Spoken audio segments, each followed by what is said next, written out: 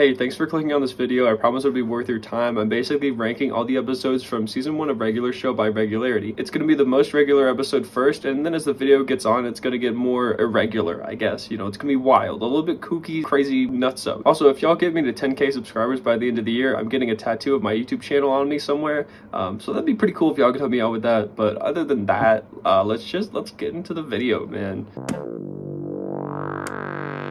Alright, this episode may be the bottom of the list and the most regular, but don't get me wrong, it's still pretty weird, man. I don't know. And there's also a lot of unicorn racism in this. It's really interesting. Let me just give you a brief summary of the episode, and then I can justify why I put it here on the list. First off, Mordecai and Rigby are at the cafe getting some coffee, you know, like usual, and they see an ad for a cologne, which Mordecai thinks will get Margaret to like him. So he buys it and then sprays it on himself in a park bench, waiting for the ladies to just start, you know, lining up, as they do. What happens instead is a bunch of punk unicorns show up asking to bum some cologne off of him. Somehow these unicorns are even more dude bro than Mordecai and Rigby, but promise to get Margaret to like Mordecai. Instead of doing what they said, they just prank him all day long and then have a party back at the park and trash the house. When they go to ask Skips for help, he tells them that the only way to get rid of unicorns is through drag racing. Basically, he sets up a race with a pop-up ramp that shoots the unicorns into the sky, and then Benson clicks a remote that fucking blows them up and kills them all midair. It's kind of insane. He then says with no remorse, that's the only way to get rid of unicorns. Honestly, just some insanely cruel shit. Like, even at the end when Benson is hosing the two of them off, he lectures them about,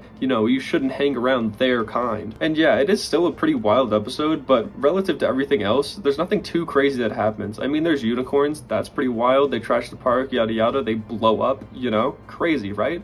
But compared to other episodes in this season, it definitely is at the bottom of this list for a reason. Okay, episode 5, getting a little bit more irregular here. It starts off with Mordecai and Rigby finding a fancy plate in the park and then deciding, you know, what else to do with it but eat cake off of it, obviously. However, they're both too broke to buy a cake or even any cake mix, so they go on this ultimate journey to find a free cake. They figure out their best option is to get a free cake for Skip's birthday as per the park employee rules, but Skips never celebrates his birthday. This is because he's actually immortal and has to perform a ritual every year on his birthday. Mordecai and Rigby find him out in the woods and interrupt his ritual by asking him about his birthday, and they all get transported to this higher plane with a bunch of giant flying babies that tell Skips their agreement has been broken, and he just shrivels into dust. It's a little bit horrifying. The only way to convince them to return Skips to normal is if Rigby gives up the cake to the giant babies. This takes some convincing by Mordecai because he doesn't really want to give up the cake, but eventually he gives it to them and saves Skip's immortality. This episode isn't really crazy on big fights or anything like that, but it does also give a lot of Skip's backstory, which I think is pretty cool, but just not that crazy. But we also get to see the giant babies, so I don't know. It could be higher, but this is where I'm putting it. Yet again, this episode starts out with Mordecai and Rigby at the coffee shop when they realize that Fist Pump, this band, is performing in town, and more importantly, Margaret is going. However, it turns out that the only tickets left are the Ultra VIP tickets, which are worth $200 each. They decide to just try and get these tickets, so they spend the next few days working overtime constantly to try and afford the tickets while running off of a bunch of coffee. When the coffee stops working, this magic coffee bean and his translator show up and supply them with unlimited magical coffee. When they finally make enough to buy the tickets, the coffee bean steals them and a chase ensues. This is kind of the most irregular part of the episode, but nothing too crazy in comparison to other ones. They end up getting the tickets back, but then when they get there, they see Margaret with her new boyfriend, and they both just sleep through the concert because they've been working for like 4 days in a row. This episode is actually the finale to the entire season, and you know, you would think it would be higher on the list and more irregular, but it's not really that wild, I'll be honest. Mordecai and the Rigbys is all about the two making their own band to impress Margaret. They pretty much got forced into doing this after making fake band t-shirts and then wearing them to the coffee shop, but Mordecai didn't want to seem lame for having a fake band, so he actually said they did have a band and that they'd even play later that week. The only issue is that they don't have a band and they don't know how to play any instruments. That's actually 2 issues, but don't worry about it. it. They go to Pops for help, who's actually pretty useful and gives them a bunch of practice material, but they half-ass all of this and mess it up so bad that a future version of Mordecai and Rigby appear, in which their band is super successful and they teach their present selves how to perform. But the thing is, they taught them everything except for how to actually play the instruments, and when they get on stage, they just have to lip sync, which is what their future selves were doing the whole time to become famous. After admitting to the audience that they were just lip syncing, they rip off the band t-shirts and tear them in half, which causes their future pairing to cease existing. Of course though, in regular show fashion, at the end, Margaret just introduces her boyfriend to Mordecai anyways. Since I haven't watched this show since I was a kid, I had to go back and watch every episode from this season, and honestly, I was just really underwhelmed. It's not that crazy of a finale, but at least towards the end of the show, the other seasons have crazy finales, so if y'all want me to do another video like this, you know, maybe get it to like 100 like, I don't know, maybe, who knows, that'd be kind of cool.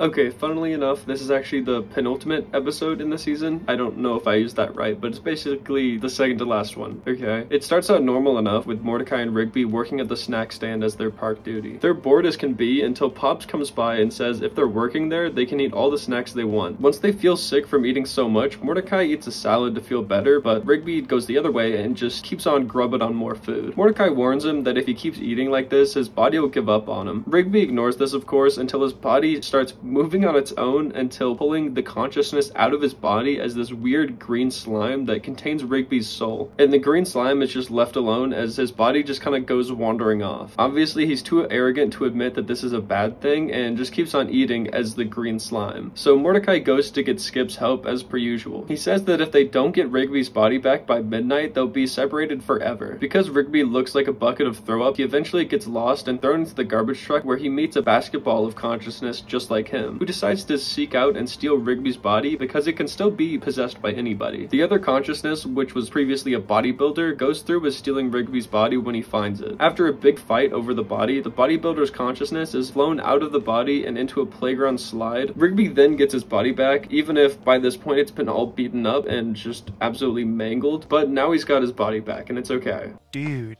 how do you feel? Seeing the weird, like, Rigby consciousness green slime throw up thing was pretty weird, and that's what puts it so far up. But hold your horses, it's about to get wild, kooky, nutso, crazy, wild, yada yada. Keep on watching, you know, it's gonna get crazy. I'm just rambling, sorry, let's move on. Episode 2. While scheduling a child's birthday party in the park, Vincent tasks Mordecai and Rigby with setting up the chairs. You know, pretty simple stuff, right? Kind of hard to mess up. Surprisingly, they end up actually setting all the chairs up that they were given, but they needed to go and find more because, you know, they weren't given enough chairs. When looking around for some more, they stumble upon a forgotten room full of arcade machines. At the back of the room is a purposely decommissioned arcade machine that holds the Destroyer of Worlds, according to the note that Skips left telling anyone who found it not to unleash it. Of course, Rigby unleashes the Destroyer of Worlds, and it then wreaks havoc at the birthday party, and the park staff have to use other arcade machines to pilot a game character who manages to take down the Destroyer of Worlds, all through Rigby's button mashing. As for the destruction of the park, this one is really bad and very irregular. Like, this doesn't happen at a park, you know? I mean, this is pretty out of the ordinary, I would say. This is actually the first episode in the entire show, so reasonably, you know, they want it to be pretty wild. And you know what? It was pretty damn irregular. This episode is all about Rigby and Mordecai trying to get raises so that they can fix a hole they put in the wall at the beginning of the episode. Instead of just doing hand boning like Rigby suggested, pretty smart idea, they steal this keyboard called the Power from a wizard in the park. Turns out this keyboard can make people do anything they tell them to do. After using its power to get a raise, they do a bunch of other nonsense and end up sending Skips all the way to the moon. As if it wasn't crazy enough already, when they get to the moon, they find out that Rigby had sent a bunch of crazy stuff up there. Mainly, he sent a giant monster that tries to kill Skips. Of course, they manage to kill the monster and they make it back to the park safe and everything, but given that they went to the moon and had a giant fight with this big old monster, and there's a wizard in the park, and it was all pretty wild. So yeah, very good first episode of the show, and honestly, ham boning. What? This episode actually holds a really special place in my heart because it's all about Rigby's older brother Don, who is an accountant who comes to the park to do an audit. It's pretty wild. And the reason it's so special is that I'm actually going to college to become an accountant right now, get my business accounting degree. Really crazy, I know. Someday maybe I can be as loved and respected as Don. We'll see. As a little bit of backstory, throughout Rigby's childhood, Don has been way cooler and stole all the attention of Rigby's friends, and now he's this big hulking raccoon that's way taller and cooler than Rigby. His hatred for Don keeps growing as all his new friends are only interested in his older brother. So Rigby eventually gets so mad that he sends him away from the park, and they can't even finish the audit, which gets completely out of hand. You know, this is a dangerous situation, okay? A running gag in this episode is "Give me some sugar, where my hug at?" Sorry about that. No, but he says "Give me some sugar" as Don asks for a hug from Rigby, but he keeps refusing it until it's life and death, and Don gets the sugar and defeats the big scary audit to finish the episode. The reason this episode is so weird and higher up on the list is because, I mean, the audit just like almost completely destroys the park. It's this weird different dimension where it like devours everything, and I'd say it's pretty crazy. Also, accounting, really cool. I think it's crazy, wild, wacky, not so. Really cool though, really cool. Fair warning to y'all, this episode's placement may be a little bit biased because it is my favorite episode in this entire first season, and I think it's pretty crazy, pretty cool, okay? Pretty much, Rigby always loses to Mordecai in punchies, and he's finally so fed up now that he goes to a Death Kwon Do training facility nearby and learns a way to fight back. The instructor says that the martial arts should only be used for defense, so he doesn't decide to train Rigby, who just wants to use it for evil, you know? Instead, Rigby just steals the page for the death punch anyways. He uses this technique on Mordecai and eventually everyone else in the park, but he ends up becoming a huge bully when all the power goes to his head. To fight back, Mordecai learns the death block, the only proper counter to death punch. Every time he blocks one of Rigby's punches, a huge explosion is created, and after doing this over and over again, Rigby forms a massive hole in the ground that went so deep that it found an underground magma chamber. Rigby keeps on punching even though they're being surrounded by lava, but luckily Mordecai learned the death jump as well and saves them from dying in the hole. Absolutely nutso bingo boingo cuckoo crazy episode, but honestly I just really like that they don't do any training or special moves to learn the Death Kwon Do, they just kind of do the outfit.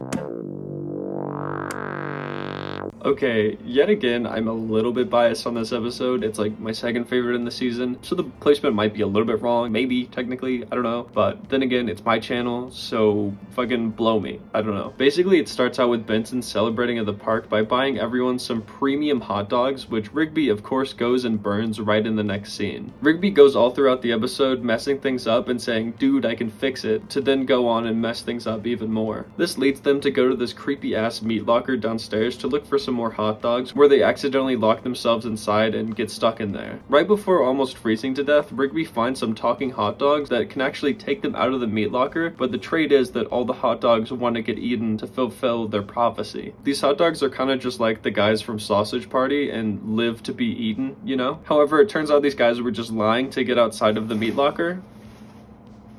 Okay, I'm gonna leave. I don't want to fix that again. Okay, back to the synopsis. Instead, they just all kidnap the park employees and decide to eat them to get revenge, you know, for all their fallen brothers who've also been eaten. Rigby finds a way to fight back by covering the hot dogs in mustard, which convinces them to eat each other until they're all gone. In the end, it turns out he did actually find a way to fix it. Okay, looking back at this, it should technically be lower on the list, but I think it's kind of crazy, and then again, blow me. Getting towards the end of the list here, this episode is getting pretty wild, I'd say, and let me just explain, okay? Mordecai and Rigby are watching prank calling videos online when they decide to try it for themselves and prank call Benson, who gets pissed and destroys the home phone that they were using. They check with Pops and use this big 1980s cell phone to call the master prank caller himself. After failing to prank him, he pranks them back by saying the 1980s called, they want their cell phones back, which apparently is some magical phrase that will send both of them back to the 80s where the park park is just getting started. They get the idea to try and call him back and say the same thing, but he just comes through the phone and he's actually just a giant 80s thick cell phone with arms and legs and magical powers. Rigby does the same thing to all the other future park employees to help them fight the master prank caller. They actually do manage to prank the master by using an answering machine that has a fake tone that sounds like he picked up the phone, but he didn't, you know, pretty crazy. And then they get a chance to power him off, which just kills him, you know, crazy. This allows them to find a way back into their present time, and they go into this weird time travel hallway where they save the dude inside the phone so they can keep going on and doing, you know, harmless pranks like stealing Benson's chair. The reason I think this episode is so crazy is because, I mean, they go back in time, that's pretty crazy, and then there's also that like weird time travel hallway thing, and there's a bunch of other crazy stuff like the golf cart chase, and you know, it really is, you know, a regular episode, you know, it's crazy. Okay, this is it. The most not regular episode in the first season of Regular Show. Let's do it. Let's talk about it. This one starts out with Mordecai and Rigby watching funny internet videos while eating grilled cheeses, just as two dudes do, you know? When Benson comes in, he yells at them for eating his grilled cheese, and Rigby tries to gaslight girl boss him into thinking it wasn't his grilled cheese, but that doesn't really work all that well. The whole episode goes on with Mordecai and Rigby trying to lie and gaslight everyone else non-stop until they get caught. This leads to them lying about being astronauts and getting into the compound and everything. They get a full-on tour of the compound with two actual astronauts until they come to an antimatter chamber where they claim to be experts of antimatter because they keep trying to one-up each other on their lies. They accidentally make the antimatter become unstable and have to go into the chamber. The only way to stop it from exploding is by throwing Rigby into the nucleus and sacrificing his life. Even though the whole point of going out that day was to get the grilled cheese, that's what they actually used to stop the antimatter machine from destroying the entire town, and they get back with a burnt grilled cheese, so they never actually get what they went out to do, you know? Honestly, a really crazy episode here. I can't put it into words perfectly how, you know, the stakes were so large here. Like, I think the antimatter chamber would have caused like a nuclear reaction and it just destroyed like the entire city, if not more. I think that's my justification for why this is the least regular episode in the first season of Regular Show. If y'all think there was another one that I explained that is crazier than this, let me know in the comments. I think that'd be crazy. Thank y'all so much for watching the entire video. If you made it here, that's really awesome. And if you're a real Christian Dad fan, you'll know I haven't uploaded in like a few months. I've been really busy. I started college recently, but I want to get back into making a lot of videos, like at least one a month this year. So I want to do the best I can. And if y'all have other ideas for videos or certain icebergs or silly little topics, let me know in the comments. It would mean a lot. Also, if you made it here, maybe subscribe. I don't know. I think that'd be pretty awesome. I'm trying to get to 10K, as I said. But thank you so much, and y'all have a good day.